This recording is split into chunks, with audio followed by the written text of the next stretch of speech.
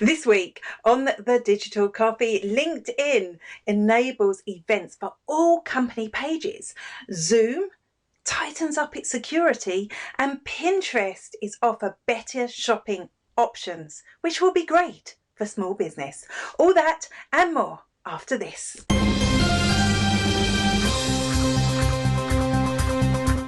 Good morning, good morning, good morning, and welcome to the Digital Coffee. This is your weekly dose of digital marketing and social media news for small business. My name is Amanda Webb. Are you one of those people who forwards messages to other people on WhatsApp?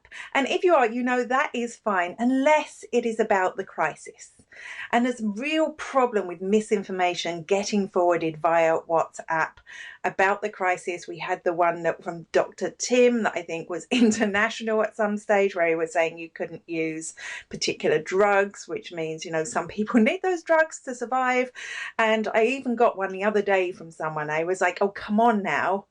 We know we shouldn't be forwarding this stuff. So WhatsApp has reacted to this. I'm not sure if it's enough or if you think it's enough. What they've done is that messages that have been forwarded many times, and by many times they mean 5 times, can no longer be forwarded en masse to other people. So at the moment, when you forward a message, you can go and select your whole contact list. From now on, if it has been forwarded 5 times or more already, you'll only be able to send it to one individual at a time. You will have noticed that I think in the last year, they've added a double arrow. So if something has been forwarded more than 5 times or more, you'll see a double arrow. So that's how you'll know whether this has been a message that has been forwarded lots of times. Now, is this enough? Well, in some ways, no, because these messages keep getting sent. I just wish people would think before they send it. But in other ways, yes, because this is part of the joy of WhatsApp, isn't it? People forwarding memes and videos and photos. It's what keeps us entertained. It keeps our conversations going, and it's part of the architecture of WhatsApp. So by limiting it, and as we saw a few weeks ago, they're going to prompt people to find more information about the stuff that comes out on WhatsApp. I think they are doing something. So 2 things. 1, never forward a message about COVID. Just don't. Just don't. We've got news outlets where we can go and look for this information. Secondly, if you get information about COVID, ignore it. Always check the legitimate news sources. The World Health Organization is on WhatsApp. You've got resources there. Every social network has a hub that you can go and get that information. LinkedIn have announced that they are going to launch events to all company pages. And this is where you will find it if you have a company page. If you don't, now is the time to set it up. So you will see it through the More menu. You click on the More menu and you go in and you'll see it there, events, and you can set them up. Why are LinkedIn doing this? Well, I think LinkedIn got a little bit jealous of Facebook. Facebook is doing incredibly well during this crisis, isn't it? Groups have really taken off because that's the place where we can really talk to our audience and have that real one-to-one conversation. People are setting up Zoom meetings and they're advertising them through Facebook, through their group. So here is LinkedIn stepping in saying, hey, you want a professional meeting, even if it's an online meeting? You can set up an event, and that's what they're really pushing for here. I still love LinkedIn events. I think this could be a place to set up your virtual coffee mornings, your networking events that are online, because it gives you a real opportunity to get to know your LinkedIn connections and the people that follow your page. Facebook are launching a gift card service. Well, kinda. They are launching this. It is absolutely happening. It's not like the one we talked about on Instagram, which is still behind the scenes and hasn't been launched. They are launching this. You will be prompted from your newsfeed, as you can see. I never know how to point because I'm in mirror. You can see on this first one, you were prompted in your news feed to support local businesses. And when you click that, you will be brought through to a marketplace for gift cards for your local businesses. And I know there's a lot of people out there, a lot of people that want to support local business. And this is a way you will be able to. Even if you can't physically go into the shop now, you'll be able to buy a gift card directly on Facebook. So you'll go through, you'll browse, you'll be able to purchase the gift cards. I think this is fabulous. I really love this, and I love that they're not waiting to launch it. What I don't love about it is that it's only launching to select accounts in the US at the moment. They want to hurry up. We want this in Ireland, in the UK, in Europe as well. So please, Facebook, let us have access to this tool. Pinterest is really establishing itself as the place where e-commerce happens. I really love the way that Pinterest has done this. Rather than being a social network like it was when it first came out and chasing all the things that other social networks have done, it's found its niche, and its niche is e-commerce. I think us as businesses can learn a lot about that, actually looking how we can differentiate ourselves from other people. But enough of me rambling on. Let's see what Pinterest are doing. Interestingly, they've released some statistics, unsurprising but interesting statistics. Firstly, in the last 2 weeks, searches for help small business on Pinterest have gone up by 300%, 300% more people compared to the previous 2-week period. Searches for home office setup, which is unsurprising, again, have gone up by 70%.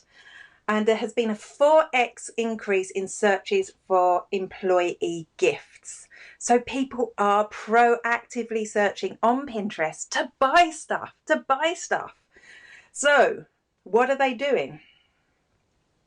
They are adding a shop from a board. So when you go, and I'll just get it on screen for you. When you go and visit one of your boards, you will have a shop button on that board. Now, this isn't stuff you're selling. This is stuff that is related to the stuff that's on the board. So that's the first thing that they're doing. They're also adding a shop button to search, which is brilliant. So again, you could be searching for hats or style, and as well as the search results, it will have a shop. And finally, from your pin itself, from an individual pin, you will have something that will say shop similar. So if you're looking at a picture of a dress and it's not for sale, you can click shop similar and you will be able to buy from there as well. Apparently, 97% of the top searches on Pinterest are unbranded. This means people aren't looking for Nike. They are looking for Coca-Cola. They're looking for more crafty things from smaller businesses. So if you are a small business and if you are in e-commerce, please don't wait any longer. Get on Pinterest, get that set up, because it looks like it could be a fabulous place for you to be able to sell more. Zoom have tightened up their security features this week because there had been a few issues. The first thing that they've done is they've released some new security tools. The first one is that meetings by default will be password protected for anyone that doesn't click a link to join. So what was happening is people would see somebody put a screenshot up of their Zoom, they'd see the meeting ID and they'd type it in, which means they could get straight into the Zoom call, private Zoom call. So they tightened it up so that if you actually type it into the browser, you will be prompted to add a password. I've actually just started password protecting all my Zoom meetings just in case. So there you go. The second thing that they have launched is the one that I'm most interested in, is a virtual waiting room, which I think is brilliant anyway. This should be there, which means when people go to join the meeting, they don't automatically join. They have to be approved by a host. And I had this working on my virtual coffee break that we did on Tuesday, and it was fabulous. I loved it because normally it would be ding, ding, ding, people joining. This way, if you wanted to, you could select who you're allowing into your meeting. Now that's an open coffee, so I let everyone in, but obviously for smaller meetings, you wouldn't necessarily want to. Thirdly, they have removed their Facebook and LinkedIn integration. It used to just be a quick way that you could sign in, but apparently some of the data wasn't declared. There was a few GDPR issues there. So they've just removed that. They're no longer sharing any data with Facebook or LinkedIn. Now, I've kept using Zoom, even though I knew there were a few security issues. I'm really happy they've introduced this. I see there's an email in my inbox today, which is maybe telling me more things that they've integrated. But there are some things as a host you can do. Firstly, make a password for your meetings.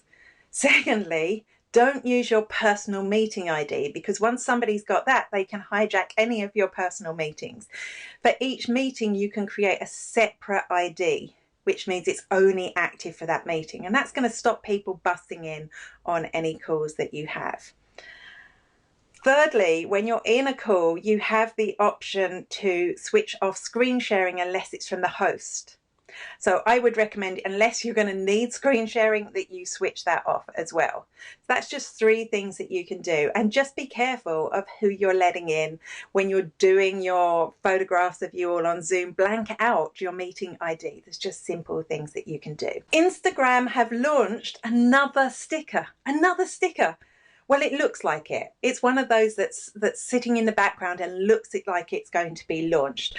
I almost want to do a trailer for our Jane Manchun Wong. Jane is a reverse engineer, so she finds these features that are unreleased on some social networks. And it looks like they're going to launch a delivery sticker. Last week, she discovered the support sticker, which will send people through to buy gift cards. And that seems to look like it's actually going to happen because Facebook have launched it. This week, the delivery sticker, which is obviously aimed at restaurants and takeaways. Absolutely fabulous for any restaurants and takeaways that have launched a new takeaway service. People may not know it delivers. So people will be able to click the button on your Instagram story and go straight through to place an order with you, which is fabulous. I do like to see that social networks are finally supporting small businesses through this thing. LinkedIn, it seems, are going to allow premium members to set an away message in their messenger. And I think this would be fabulous. I'm a little bit annoyed it's only your paid members, but I guess they have to make money. You can do this on your Facebook business page already. You can do this on WhatsApp business. Now you'll be able to do it on LinkedIn. So if you aren't able to respond immediately, or if you're busy with something, you'll be able to let the people know who messaged you that that's the case. Is this one more step to show that LinkedIn are considering chatbots? We talked about this before. LinkedIn have enabled a chatbot style ad. This looks like it could take it one step further.